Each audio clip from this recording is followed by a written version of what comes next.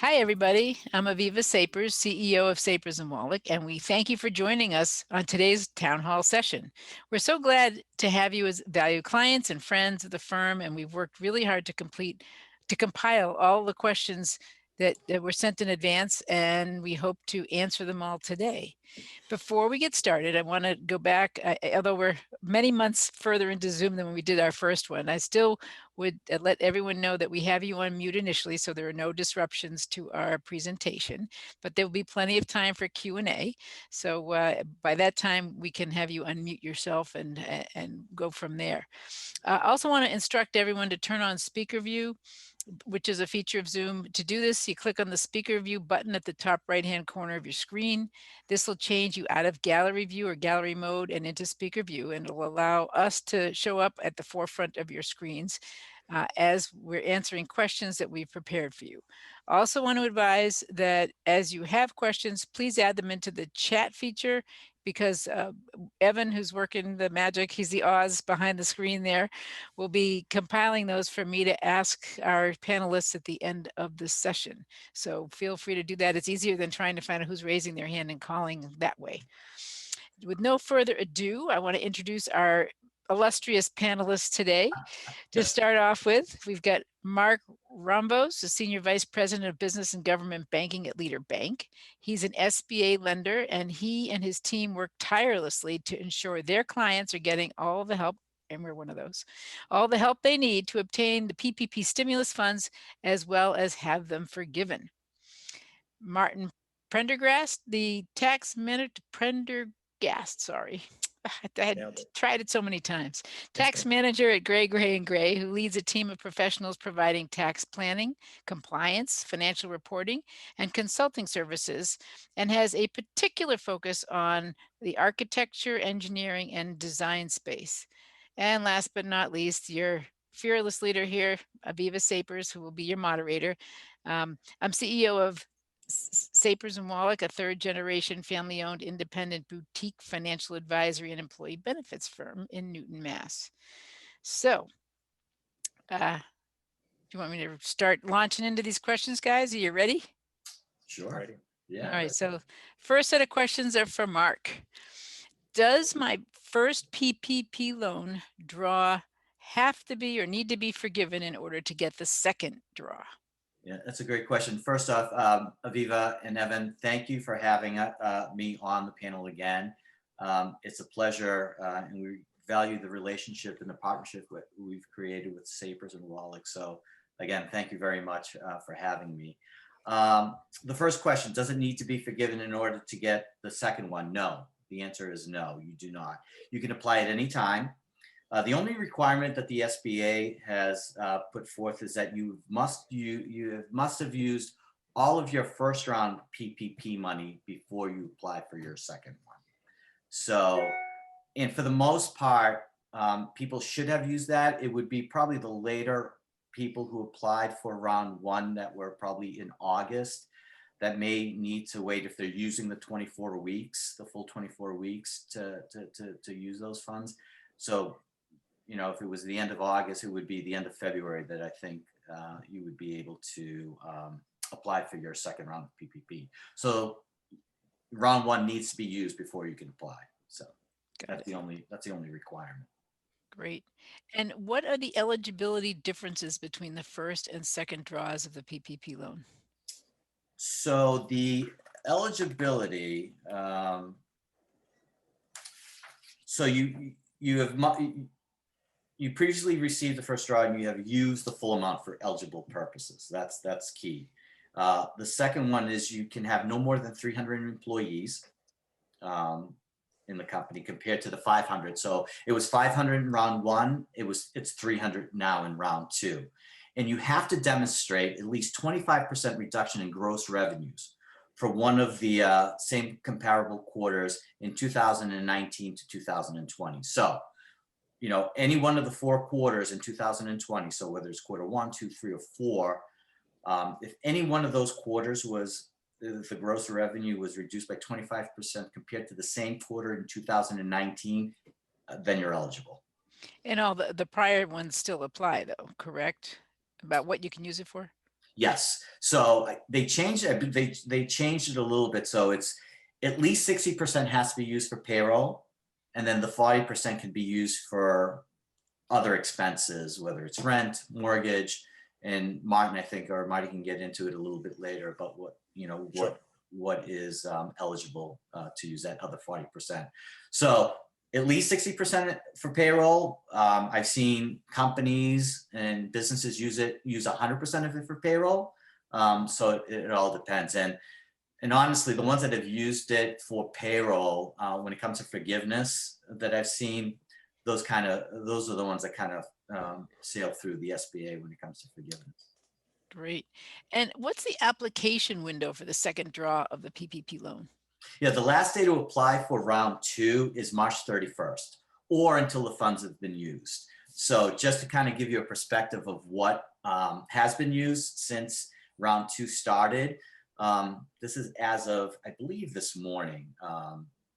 There have been 1.3 million round 2 of PPP approved by the SBA. So that equates to about $101 billion in PPP money. So that's about 35% of what the money was there. So there's about 183 billion left. So there's plenty of capacity. There's plenty of money out there. So, I urge businesses who are thinking about it to apply if they qualify. Definitely apply. The money's there. It's there to help the employees. It's there to help the companies get back on their feet and get going. Thank you. Has the new bill amended any of the forgiveness guidance on the first round of PPP funding? Yeah, there was a new bill that covered the period anywhere between 8 and 24 weeks.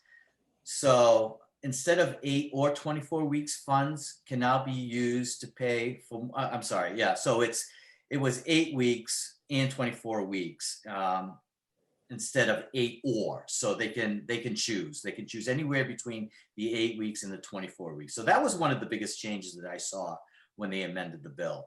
The second thing was funds can also be used to pay mortgage interest, rent, utilities, worker protection costs related to COVID-19, which I think was a big win for a lot of businesses, or help. Uninsured property damages, damage costs caused by looting or vandalism during 2020, which, as we saw what happened, in this country, which is good. So they can kind of recoup some of that. And certain supplier costs and expenses for operations. Those were the major changes that I saw when the bill was amended. Okay. And what information does someone need to complete their application this go round? Yeah, so the information to complete it, you'll need to fill out a second drawer application form. And for us, you can go right to our portal, which is leaderbizloans.com, and apply there. And you would need to provide the necessary information, tax returns, 941s, payroll documents, W-2s, payroll provided statements. You also must demonstrate quarterly reduction in revenues, which we can talk about a little bit more. And also, if you hadn't applied, like say with us at Leader Bank, you would need your PPP SBA loan number that you got from round 1. So that you need that information in order to apply for round 2. Does it matter if you switch banks in the process? No. Okay.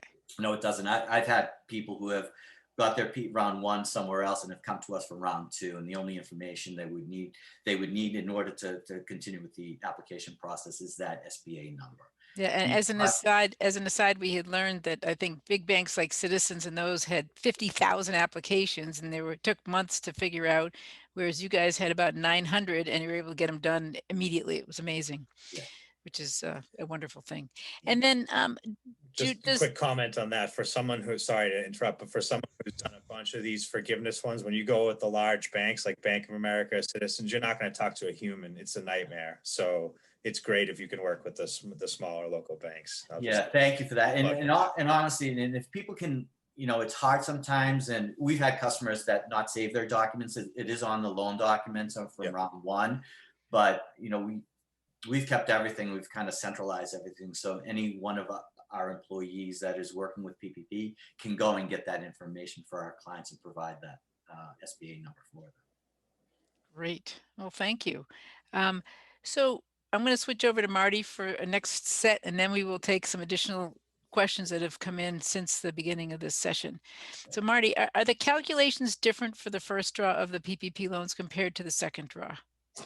Actually, no, the calculations to apply are very similar. I mean, you do have to go through the gross receipts test, which I think we'll talk about in a few minutes, but just the basic calculations for your payroll and your qualified expenses are very similar. You do have to cap the amount at $100,000 per person, and it per employee, and it does vary if based on your entity structure. If you're a partnership, a Schedule C, and S Corp, there's going to be a slightly different calculation, but it's still payroll costs, health insurance, dental. They've now, I believe, disability insurance you can include as well, state and local tax costs that are employer paid, and employer paid retirement costs as well. Do those sort of fit in under the employee costs? So when you put their benefits in, is that lumped in with that 60% number? Yes, so all of those payroll costs are going to be included in the 60%, correct? And then the other 40, Mark had already alluded to most of the amounts. That's still rent, still utilities. They added in some PPP and PPE, pandemic-driven items. PPE, yes. Great. So what should be included in gross receipts for purposes of determining eligibility for a PPP second draw loan? So the gross receipts is all revenues, whether it's accrual or cash basis. It depends on your accounting method, received from whatever source. So sales of products, services, interest, dividends, rents, royalties, fees, commissions. Really the major items that you're going to exclude that you see regularly are capital gains and losses, but all items of revenue should be included in the calculation. Okay. What reference period can be used to determine whether a business sustained a 25% or more decline in gross receipts? I know the first go round, everyone was sort of saying, when does it start? When does it have to be spent by? All that stuff. Absolutely. Yeah. I mean, and every single one of these answers is a slight, it depends. So for most folks, it's going to be, because that's just how this program is. But for most folks that are on a calendar year comparison year, they were in business before, for all of 2019, you're going to look at your gross receipts for any calendar quarter of 2020, and then you can compare it to the corresponding calendar quarter of 2019 to try to find your 25% or more loss. So you're not married into one quarter. It just does have to be the corresponding quarter. And then if you start to get into, maybe you weren't in business for the first 2 quarters of 2019, then you can use the 3rd and 4th quarters of 2019 to compare to 2020. And then it goes all the way up to if you were in operations by February 15th, 2020, but had not done business during 2019, you can compare the first quarter of 2020 to later quarters. So there's all different options, but the majority of folks, you're going to get to just pick any quarter of 2020, look for a 25% or more revenue drop as compared to the corresponding quarter in 2019. So if someone had a bang up 4th quarter, but had a 2nd quarter that stunk, would they qualify? I mean, even if they did better than the prior year all in? Absolutely, yes. So a lot of clients that I work with on the surface, they read this quickly and it didn't pass the smell test because they said, well, wait, I mean, the year we were up, right? But if you had a bad quarter, a lot of people shut down in end of March, April, May, that's fine. As long as you had a 25% revenue drop. And let's remember back for a second, for most people, not everybody, for most people, 2019 was a good year. The economy was pumping, everybody was making money. And then look at the market, and then we suddenly hit this cliff, right? So a lot of people had really strong Q2s in 2019, Q3s in 2019. So if you just hone in on your quarterlies in 2020. And I bet you some folks that think on the surface you don't qualify, you might actually qualify. Yeah, I would Interesting. concur with that. Yeah, definitely. Interesting. So what documentation do you have to provide to prove the gross receipts drop? And is it true that you don't need to send this now if you're requesting less than $150,000? So yes, it is true. I would probably suggest you still take a look at your gross receipts. It would be a kind of a surprise if you think you're close, you ended up that you didn't qualify. And I mean, it's not the worst case. You have a 1% interest rate loan, which I don't know where you're going to find that elsewhere, but you're not going to get it. That means you didn't qualify. But so assuming you do take a look and you're confident and you're under 150K, you don't have to submit that information right now. You can just stick it in the drawer, and you're going to need it when you apply for forgiveness. If you're over 150K, you do have to produce that documentation now. And to the documentation, they've given the SBA has given 3 different options in their guidance. You can either produce quarterly financial statements for your entity, and a lot of clients that I work with, in particular, small to medium-sized businesses, they don't have audited financial statements. So one thing I can just suggest is if you could sign the first page and then initial all of the back pages, because on the first couple we sent off, they came right back because they weren't signed and initialed. So just a little tip. So quarterly financials is one. The second option is quarterly or monthly bank statements.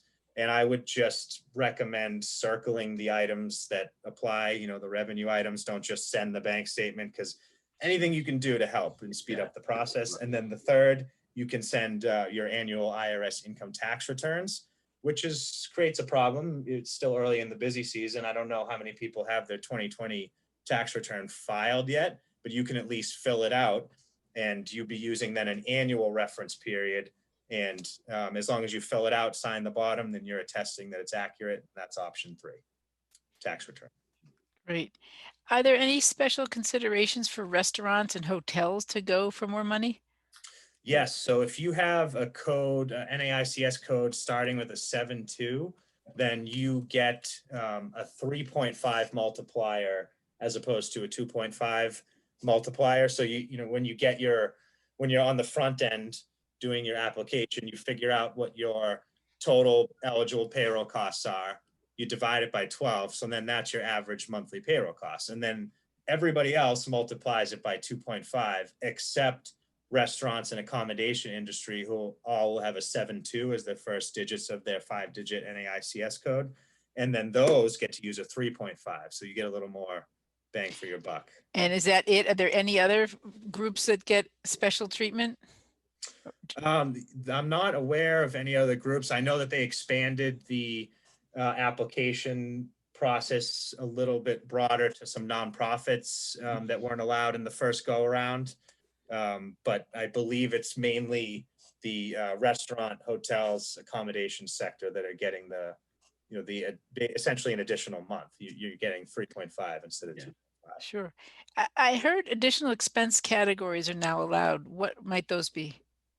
Yeah, so I think Mark had alluded to these as well, and these are for the back end, for the forgiveness part, but they've included covered operational expenditures, covered property damage costs, covered supplier costs, and COVID worker protection expenditures.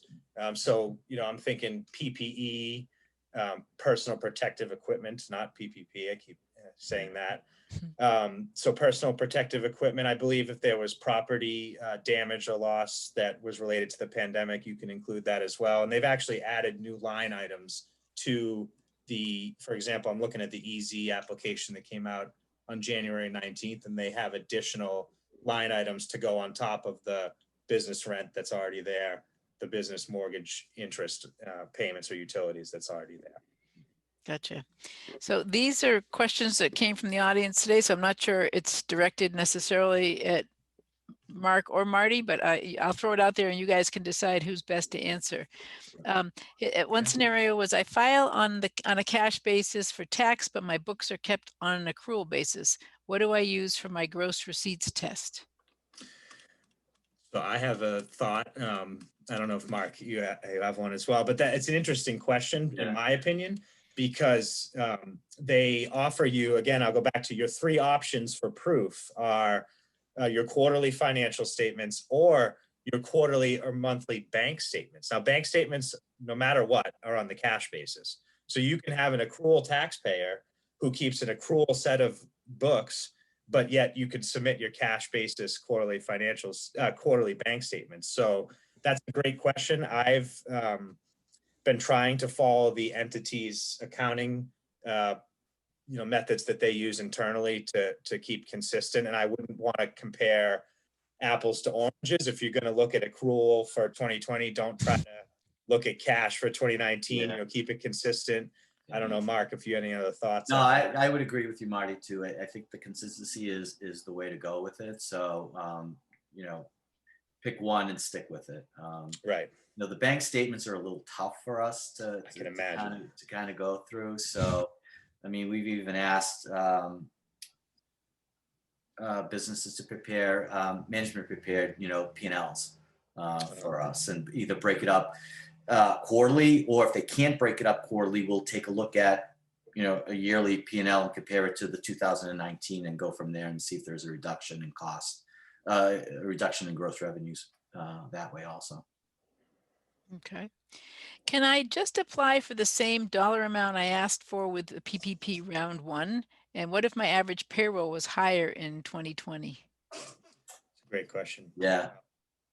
So yes, you can. I just, for lack of a better terminology, I'm just saying you can run it back, keep it simple, use the same that you did the first time. I think after the chaos of March, April, applying for round one, people are looking for simplicity. So yes, you can use all the same info. However, there's been a few scenarios that I've run for whatever reason, they have higher payroll costs in 2020. So you can you recalculate and use your 2020 payroll costs. You'll probably have to submit all 4 quarterly 941s for 2020 and produce new payroll, but you can recalculate, especially if you left something out. If you left the employer paid health insurance costs off the first time around, you can revise your calculation. Yeah, and that's exactly, and that's what we've seen a lot on round two is their payroll costs were higher in some instances. They were higher in 2020, and so we really kind of let the businesses know it's really up to you. But I would go with a higher cost. I mean, if you had a higher payroll cost, why not use that? So yeah, we've seen that a lot of instances when 2020 was higher. If it's close, I'm finding, especially some of the larger banks that are more automated, which is tough to deal with, frankly. But if it's real close, it's easier just to click the box to go with the same as Right. last time, right? If you're talking a couple $1,000s, but if it's more than $5,000, I mean, or anything like that, I would go for it. Yeah. The money's there, so I would agree. Good advice. Will the PPP round two be eligible for 100% non-taxable forgiveness, just like the round one was? yes, same forgiveness rules apply. You still have to follow the rules and stay in the lanes. 60-40 payroll to non-payroll split. There's still, if you have FTE drops or if you reduce someone's salary, you can get penalized, if you will, on the forgiveness back end. But if you follow all the program rules and parameters, it is 100% forgivable as well. Same first round. And if your bank has forgiven you for round one, but you haven't heard yet from the SBA, can you already get round two going? And do you have to wait for any sort of calculation because if it's not forgiven, it affects your numbers for round two? No, I think Mark answered this very well earlier. He said that you just have to have used all the funds, right? Right. As long as you've used all the funds, you don't even have to have submitted your application yet to the bank.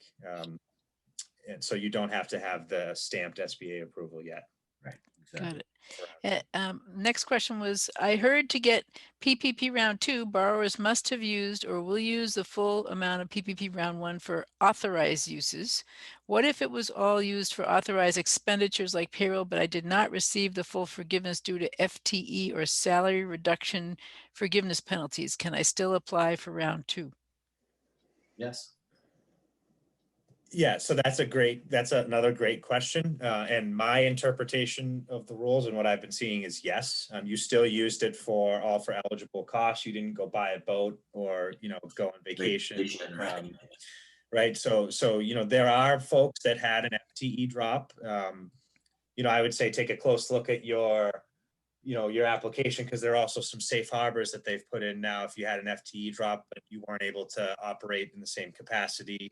But yes, my answer on that is as long as you used it all for eligible costs, but you got docked a little bit on the FTE or maybe the salary drop, you can still go for round two. Yeah. And just something that I didn't bring up earlier, I don't know if it was addressed, but a lot of companies got their EIDL advances in round one. So before they amended the law, the EIDL advances were we were taking them off the forgiveness, so they would have to pay that back. Since that they amended that, all the EIDL advances are forgiven. So for our customers who, some of them ended up paying that. So what we've done is once we get the money back from the SBA, we're refunding the customers. So anybody that's caught in that kind of gap when it comes to the EIDL advances, that has been fully forgiven. So you should be seeing money come back to you if you paid it off, or if they gave you, or if you weren't totally forgiven on your round one PPP. Gotcha. So I know, Mark, you had mentioned you didn't expect but that there were plenty of funds left. Is there an expectation that they actually could dry up? And is it where we are applying have anything to do with it nationally? In other words, if we're in the Northeast or in Massachusetts, does that differ in terms of what's available to us versus elsewhere? No, it's a pool. So the pool is open to the whole country, and it's and there's about a little over 5,000 lenders that are doing PPP round two loans. So no, it isn't segregated by region or anything like that. The pool is the pool. So the 300 and, what was it? I say the 183 billion that's left, it's, first come, first serve is basically. And do you think there's any chance it would dry up before, you said March, the end of March? Yeah, March 31st of 2020. Honestly, I don't see it drying up unless something drastic happens, Aviva, which, hopefully, we won't. Hopefully we're seeing, we're getting over the curve, and we're seeing, some light at the end of the tunnel when it comes to this. We hope. I'll go back to when they did the round one and then round one part two. There was still money left over. I think there's still like $1 trillion left, in the treasury that hasn't been used. So even if it did dry up, there is still additional funds that they could tap into and extend. Is there any expectation that it'd be at round three?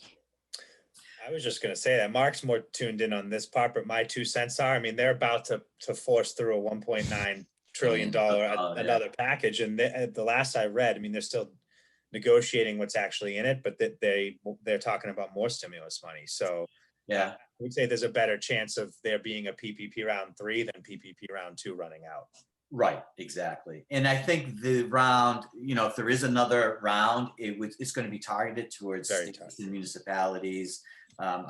You'll see some money being allocated for them because, they've been talking about that since late August. How a lot of these cities and towns throughout the country are hurting, tax revenues and all that. So I could see some of that money really being targeted to that specific segment. And for independent contractors, one, can they apply just like any company, and do they have to show that loss in revenue? And then the second part to that question, does unemployment being paid to them affect the status of their forgiveness? I'll let Marty take this one and I can chime in. So independent contractors. So I'm assuming you're filing on a Schedule C, most likely. You could be an LLC, but you're likely a sole proprietor.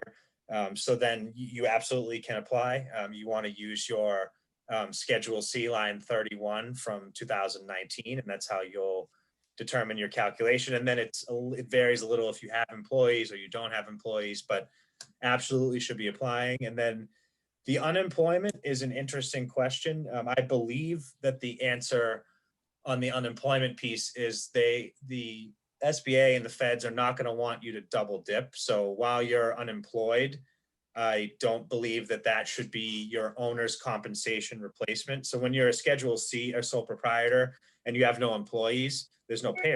You don't get a W-2 as a Schedule C. So instead, you pay yourself owner compensation replacement. And I would recommend, if you're juggling unemployment and a PPP, don't cut your owner's compensation replacement check while you're on unemployment. I would try to time it outside. Similar to, I won't go down this rabbit hole too far, but the employee retention credits are out there as well. There's also these other tax credits that with the new law passed in December made it no longer mutually exclusive with the PPP. So you can actually apply for these credits as well as have a PPP loan. And it's similar to your unemployment question. The only rule is you can't double dip. You can't do employee retention credits during your covered period. So I would just make sure you try to, there's a little bit of strategy with the timing. If anyone is out there that wants to turn on their video, you are more than capable to do that now and ask any other questions that you didn't submit if something came up. But I do have another question, which may be more esoteric, but in terms of loan forgiveness or the loans themselves, there was a question that was raised about whether or not those were tax deductible or whether those are sort of tax free. And has there been any further commentary on that? So the loan forgiveness, as long as it's the SBA stamps it approved, right? So that means you followed all the rules of the program. You got 100% forgiveness. That is tax exempt income. So it is not going to be taxable to you, whether you have a C Corp or on your entity, or you have a flow through entity or a Schedule C. It's just not taxable, and you just can claim the expenses. So I would recommend when you get the money, just put it in a liability account, and then just carry on, pay your payroll, pay your expenses as you normally do.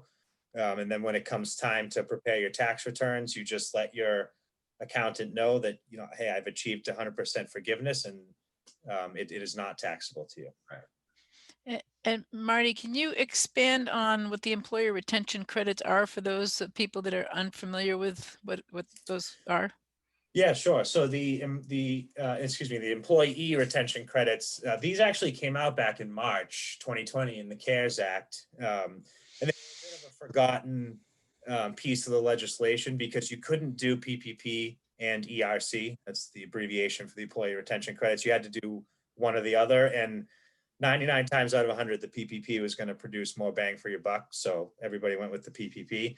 But then in December of this past year, on the Consolidated Appropriations Act that they passed, they now made them no longer mutually exclusive. So employee retention credits, you can get up to a $5,000 credit per employee that you kept on the payroll when you suffered either a 50% or more revenue loss. So pretty similar to the PPP, where we're looking at 25% revenue loss. This time it's just 50. Or if you were fully or partially suspended due to government shutdown orders. This applies for 2020, and it applies for 2021 as well. In 2021, the guardrails get lowered a little bit. It's a 20% comparative revenue loss. So 2021 might be a little bit more attainable. And the biggest thing with the ERC, it's there. You cannot double dip. You can't have your covered period of PPP go the 24 weeks and apply for the ERC within those guardrails. So I think it's important to talk to your tax advisor, especially if you had a more than 50% or more revenue drop, or you were fully shut down by government orders, because there could be, again, it's up to $5,000 credit per employee. So, and when do you file for that? Do you do that now or when you file for your taxes? That's another great question. So that you actually, you harvest these credits on your 941s. So these are your quarterly payroll tax filings. So the employer pays 7.65% of, which is Social Security and Medicare tax. They pay your FICA taxes and the employee pays the other half. So the employer gets to take a credit on the FICA taxes that they pay to the government. And that's where you calculate the employee retention credits. You amend your quarterly 941 for whatever quarter you're applying for, you get the money back from the feds. And then in 2021, if you do the calculations proactively, you can actually avoid the amendment. You just tell your payroll company before they file your 941 to include the employee retention credits right on the 941. And I know we've sort of promoted why smaller banks, and especially why Leader Bank, one of our favorites, would be a great bank to do this with. What's the role of a CPA in this type of process? And should CPAs proactively be getting involved with their clients to make sure that they look at this and consider this or reapply? And if a CPA is not doing that or acting as a great resource for a client, I assume it's okay to switch mid-year, right? Yeah, I mean, switch banks if you're dealing with Bank of America or one of these tough ones that are all automated, or yes, absolutely switch your CPA, or even you could stick with your CPA if you've been with them for a long time, but maybe some practices just don't have the same bench strength. So you could get some consulting advice. I mean, I think when you're looking at the employee retention credits and you're already doing the PPP, it's more of a strategic analysis. Can I use these? Is it viable? Am I going to be able to obtain credits from this? So I think it's absolutely worth taking a look at. And even, Mark and I alluded to this earlier. I can't tell you how many clients said, "Oh, I don't qualify for PPP round 2. I didn't lose money this year." Well, but I made them go back and look, and they did lose they lost 27% in Q2 compared to Q2 2019. So they qualify. So I think it's things like that having a trusted advisor to just take a look over your shoulder and have a second set of eyes can pay dividends. Yeah, I have to echo that. I know I talked about this when we did our first town hall meeting. It's really, making sure you have those relationships with your CPAs, your, legal counsel, and, your banker that, is there for you, that you can get in touch with them. To give you an example, before, this town hall meeting, I was on a Zoom call with one of my clients and his CPA going through the forgiveness application, and also talking about, should we apply for round 2 of PPP? So those are the kind of things, when you have those trusted advisors, when you can really, tap into that and really get the expertise that, a company or a business needs.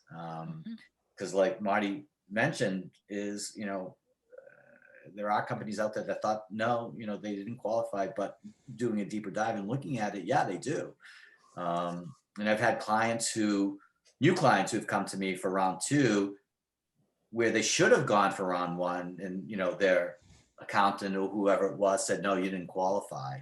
And that's, people are making the decision, maybe it's time to really look at somebody who can help me more in the future. So definitely.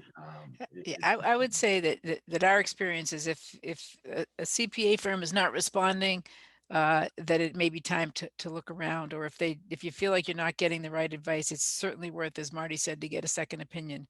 Yeah. And he's a good guy to go to for that sort of stuff. So I don't see other any other questions being submitted, so I'll give it one last chance to put something in the next minute or so.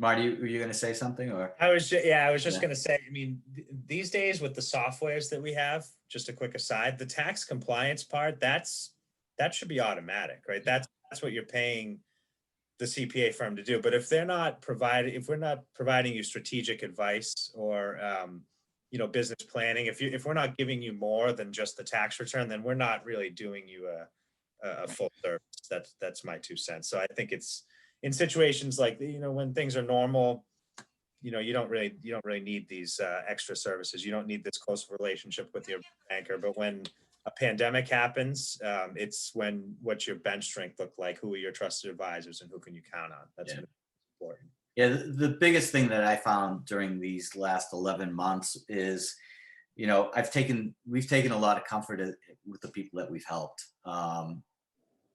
just being there for them, trying to answer their questions, help them get through the process. And, it goes a long way. And I think I talked about this last time. It really resonated with people. And I think even with round two, it's resonating with people that you're there, being able to answer their questions, help them guide them through the application process. So that goes a long way with people. In a lot of cases, you're keeping the lights on. You're Yeah. saving these companies from closing down. I mean, it's Exactly. a real deal. Right. So Mark and Marty, I want to thank you today for participating with us and providing this great, valuable set of Q&A for our clients and friends and prospects and anyone who was interested. If someone wanted to get a hold of you, either for a second consult or a banking relationship, could you let me know? Why don't we start with you, Mark, the best way to reach you? Yeah, the best way to reach me is email, which is mromvos, ROMVOS @leaderbank.com. That's probably the best way to get in touch with me. I've got my phone, the laptop going, 24/7, honestly. And for people who are looking for information for round two of PPP or even forgiveness, they can go to our portal at leaderbizloans.com. And there's some great resources there with great connections to the SBA and other informational things that can help them with the process. And they could also get to our portal through our website at leaderbank.com also. So those are 3 ways to reach us. Thank you. And Marty? Yeah, so same, you can find us on our website, but I think the best email would be info@ggglp.com. And the reason I give you that is because there's someone constantly monitoring that, and so there'll be a whole team behind that email address to get back to you as soon as they can. And I think even just as simple as if you contact that email address since December 27th, when the new act came out, I think we've pushed out over 20 email blasts, and every time there's an update, we send an e-blast. So you can just ask to get on the GGG marketing email blast. And I think there's a lot of valuable information. We dissect the legislation, summarize it, put it in a canned package and send it out to you. So I think there's a lot of value in knowing. That's when you find out about the employee retention credits and these things. So we'd be happy to help anybody that we can. Super. And if for those of you who are new to Sapers and Wallach, if you need to get a hold of us, our website is www.sapers-wallach.com, and that's Wallach with a K instead of an H. Or you can email me at asapers@sapers-wallach.com. Well, I want to thank you both for joining us today, and for all of you that have joined us in the slightly screened out faces, all the people who've been hanging out listening to us. We really appreciate it. There are some pressing issues for all of us right now, but we're in it together, and we're all going to do our best to make 2021 better than 2020. Our Sapers and Wallach and Hill Group of New England team, along with our wonderful network of specialists, are here to guide you through any obstacle that might come your way. So we hope it was helpful to you, and please don't hesitate to reach out for any of your needs or concerns. Thank you very much for joining us, and this now concludes our presentation. And always remember, stay positive, test negative.